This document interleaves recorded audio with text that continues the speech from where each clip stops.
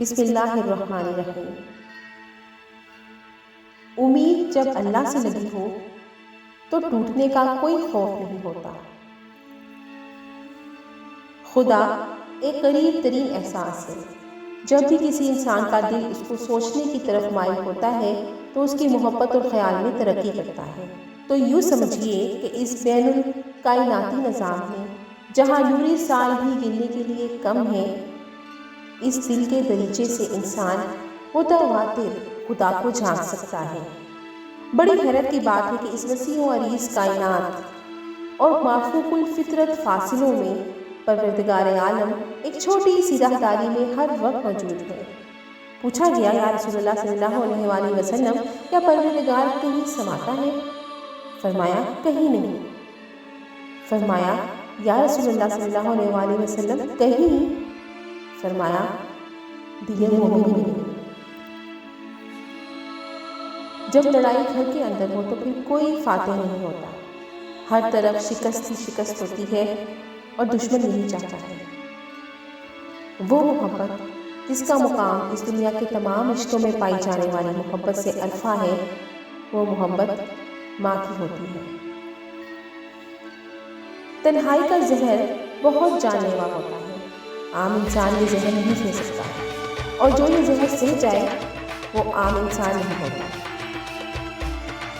نماز چہرے کا نور ہے، قرآن دل کا سکون ہے۔ امید کبھی مت چھوڑنا، کمزور تم ہو تمہارا حق نہیں۔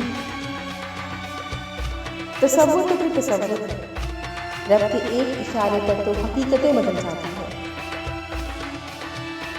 جو کرتا ہے اللہ کرتا ہے، اور اللہ جو کرتا ہے بہتر کرتا ہے۔ ہمارے ماننے میں کمی ہو سکتی ہے مگر اللہ کے دینے میں نہیں۔ غلطی صرف ایک صفحہ ہوتی ہے مگر رشتہ پوری کتاب ہوتی ہے۔ کبھی بھی ایک صفحہ کے لیے پوری کتاب خراب نہ کریں۔ اگر تم کسی کو دھوکہ دینے میں کامیاب ہو جاؤ تو یہ مت سمجھو کہ وہ کتنا بے وقوف ہے، بلکہ یہ سوچو کہ اسے تم پر اعتبار کتنا تھا۔ ہم زندہ بندے کو تو روٹی نہیں دیتے، پر مرے ہوئے کے نام پر دیگے دے دیتے ہیں۔ سکون کی خواہش انسان کو تنہائی پسند بنا دیتی ہے۔ عبادت اور محبت میں سچی خوشی تب ملتی ہے جب دل منافقت سے پاک ہو۔ بہترین ہم سفر کی سب سے بڑی خاصیت یہ ہے کہ وہ آپ سے اختلاف اور ناراضگی کے باوجود بھی آپ کا خیال رکھنا اور فکر کرنا نہیں چھوڑتا۔ جہاں محبت ہو وہاں عیب نہیں دیکھے جاتے، اور جہاں عیب دیکھے جاتے ہیں وہاں محبت نہیں ہوتی۔ حضرت علی رضی اللہ عنہ تعالیٰ نے ارشاد فرمایا، زیادہ سوچنا انسان کو ختم کر دیتا ہے، بس دعا کرو اور رب پر چھوڑ دو۔ اللہ سے ڈرتے رہو جس کی صفت یہ ہے، اگر تم بات کرو تو وہ سنتا ہے، اور اگر دل میں رکھو تو وہ جانتا ہے۔ گھر بڑا ہو یا چھوٹا، مٹھاس نہ ہو تو انسان کیا چونٹیاں بھی نہیں آتی۔ جو لوگ برے کام کر رہے ہیں، کیا انہوں نے یہ سمجھ رکھا ہے کہ وہ ہماری پکڑ سے بچ جائیں گے؟ بہت ہی غلط اندازہ ہے جو وہ لگا رہے ہیں۔ سورۃ العنکبوت آیت نمبر 4۔ تم گھبراتے کیوں ہو مقدر کے فیصلوں سے؟ کیا تم نہیں جانتے تمہارا رب کتنا غفور رحیم ہے؟ اگر وہ دن کو رات اور رات کو دن کرنے پر قادر ہے تو کیا وہ تمہاری طرف دیکھ کر تقدیر کے فیصلے بدل نہیں سکتا؟ پریشانی تو آتی جاتی ہیں اور آتی جاتی رہیں گی، تم بس اللہ سے امید مت ہارنا۔ حضرت علی، انسانیت بہت بڑا خزانہ ہے، اسے لباس میں نہیں انسان میں تلاش کرو۔ حرام چیزوں اور حرام کاموں سے ہمیشہ بچتے رہو، تمہاری دعائیں قبول ہونا شروع ہو جائیں گی۔ حضرت علی، اگر دنیا فتح کرنا چاہتے ہو تو اپنا لہجہ دھیما رکھو، کیونکہ لہجے کا اثر تلوار سے بھی زیادہ ہوتا ہے۔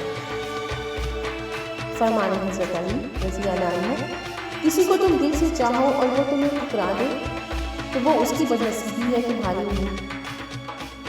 جب دنیا والے تمہیں گھٹنے ٹیکنے پر مجبور کرتے تو یہی بہترین وقت ہے سجدے کا۔ صرف غلط ہونے پر وضاحتیں نہیں دی جاتی، کئی بار ہم وضاحتیں اس لیے دیتے ہیں کہ سامنے والا ہمیں بہت عزیز ہوتا ہے۔ عورت کا پہلا غرور اس کا خوشی اور آخری غرور اس کے بچے ہوتے ہیں۔ وہ اپنے آخری غرور کو مکمل کرنے کے لیے اپنے پہلے غرور کو خاک میں ملا دیتی ہے۔ کوئی پلٹ آئے تو اس کا ہاتھ تھام لینا چاہیے، اس کی امید نہیں توڑنی چاہیے۔ کسی کی امید قائم رکھنا اللہ کی صفت ہے، اللہ بھی تو یہی کرتا ہے۔ سادگی بھی انسان کو اس کے وجود اور خدا کے قریب کر دیتی ہے اور آدمی کئی مشقتوں سے بچ جاتا ہے۔ حضرت علی رضی اللہ عنہ، جس ذات کو راضی کرنے میں سکون ہے، انسان اسی کو ناراض کر کے اپنی زندگیوں میں سکون چاہتا ہے۔ احمق ترین ہے وہ شخص جو دوسروں کو بے عزت کر کے یہ امید رکھے کہ اس کی عزت کی جائے۔ ایک بہت بڑا سوال جو مجھے ہمیشہ درپیش رہا وہ یہ ہے کہ میں عقل کسے کہوں، عقل مند کسے کہوں، علم کسے کہوں، عالم کسے کہوں۔ ایک روز اشفاق احمد نے کہا، قدسیہ نور بابا کی بات میرے دل میں کھپ گئی ہے، فرماتے ہیں کوئی چیز خریدو تو پہلے حلال کر لو پھر استعمال کرو۔ پوچھا وہ کیسے؟ بابا جی بولے اپنے لیے 4 قمیصیں خریدو تو 7 کم از کم ایک قمیص اللہ کے نام پر دینے کے لیے ضرور خریدو۔ مہینے کا سودا خریدو تو 7-20 سیر یا من آٹا اللہ کے نام پر دینے کے لیے ضرور خریدو۔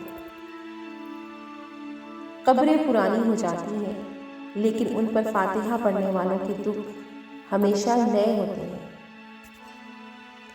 پیارے دوستو، آپ کو ہماری یہ ویڈیو کیسی لگی؟ اگر پسند آئی ہے تو پلیز ہمارے چینل کو سبسکرائب کرنا مت بھولیے گا اور ہماری ویڈیو کو لائک بھی کر دیجیے گا۔